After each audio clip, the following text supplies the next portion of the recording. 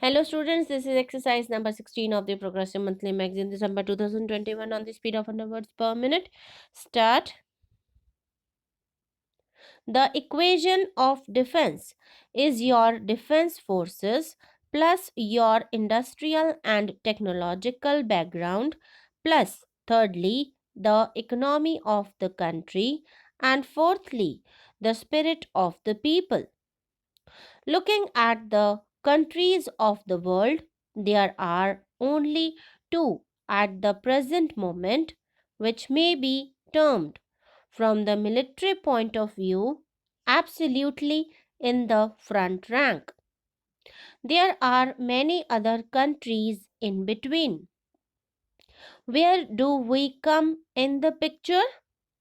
Here we are, backward technologically and industrially, and yet, except for Japan, probably more industrialized at the present moment than any other country in Asia. I am leaving out the Soviet territories, and even in regard to China, which is making great progress, I think it may well be said that at the present moment we are somewhat in advance in some ways, industrially considered, certainly not in a military way. They have a huge army. We have a relatively small army, but I am talking about industrial development and not of other matters. We belong, therefore, to the so called underdeveloped countries, though more advanced in some matters. Take atomic energy. Probably we are in the first half a dozen countries of the world or somewhere near that. I do not exactly know. It is difficult to say. We are certainly not among the first three or four. We are in the next rank. An honorable member, I am told, said here, what is the good of your 5-year plans? You must concentrate on defense. That is a grave statement to make. But the 5-year plan is the defense plan of the country. What else is it? Because defense does not consist in people going about marching up and down the road with guns and other weapons. Defense consists today in a country being industrially prepared for producing the goods and equipment of defense. The right approach to defense is to avoid having unfriendly relations with other countries. Some honorable members in this House who talk in rather aggressive terms of neighboring countries and want to take brave action sword in hand serve no cause, certainly not the cause of this country. It is one thing for us to be perfectly prepared because, however peaceful our policy may be, no responsible government can take the risk of an emergency arising which it cannot face. This we have to keep in mind at all times. Then we come to the second aspect. The strength of a country develops by industrial growth, which implies the capacity to make weapons of war for the army, the navy, or the force. You cannot develop an isolated industry without a general background of industrial development. You cannot have a factory producing tanks in the absence of other industrial development in the country. A factory producing aircraft can be erected only if there is a large supply of technically trained people.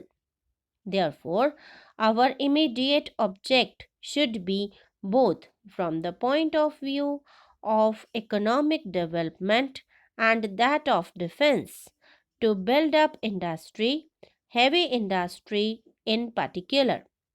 The criticism may be justified that we ought to have started thinking in these terms even earlier.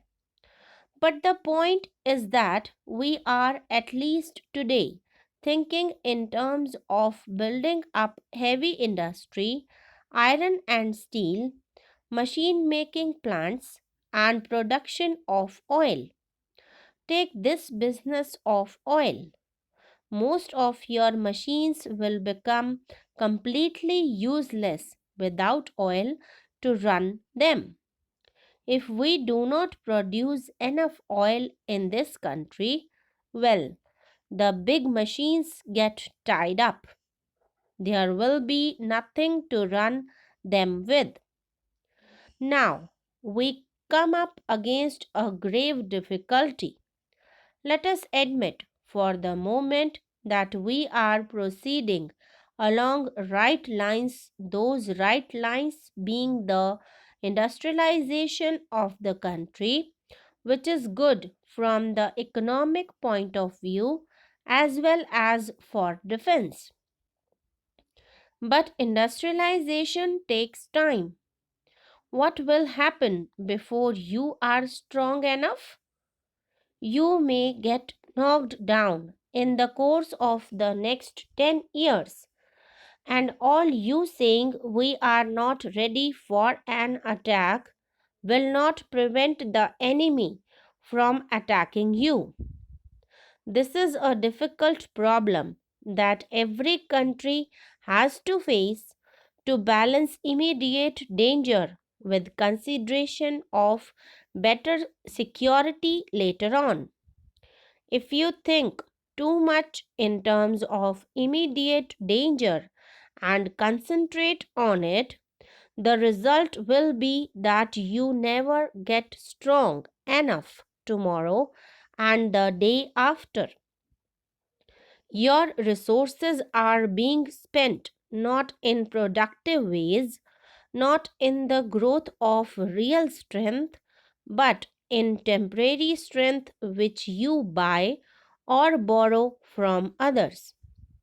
You get a machine from outside. You use it and it does give you some temporary assurance, although it is not very great. But as I told you, if some part goes wrong, you are helpless. And this difficulty has become even more real for us because of recent developments, more especially the military aid that has come in fairly considerable quantity to our neighbor country. I do not think that there is likelihood of war.